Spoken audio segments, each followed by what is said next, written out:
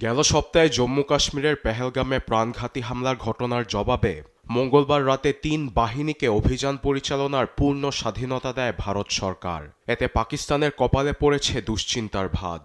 ভারতের এমন সিদ্ধান্তের ঠিক পরপরই পাকিস্তানের তথ্যমন্ত্রী আতাউল্লাহ তারার রাষ্ট্রীয় গণমাধ্যমে বলেন, ২৪ থেকে ৩৬ ঘন্টার মধ্যে পাকিস্তানে হামলা চালানোর পরিকল্পনা করছে ভারত। এতে দুদেশের মাঝে উকি দিচ্ছে সামরিক সংঘাতের শঙ্কা। পাকিস্তান পেহেলগামের ঘটনায় জড়িত থাকার ভিত্তিহীন ও বানোয়াট অভিযোগের অজুহাত দেখিয়ে সামনের ২৪ থেকে ৩৬ ঘন্টার মধ্যে পাকিস্তানের বিরুদ্ধে সামরিক পদক্ষেপ নেবে ভারত, এমন বিশ্বাসযোগ্য গোয়েন্দা তথ্য আমাদের হাতে এসেছে। যুক্তির পথ অনুসরণের পরিবর্তে অযৌক্তিকতা এবং সংঘর্ষের বিপজ্জনক পথে হাঁটার সিদ্ধান্ত নিয়েছে ভারত। এতে পুরো কাশ্মীর এবং তার বাইরেও ভয়াবহ বিপর্যয় ডেকে আনছে নয়াদিল্লি।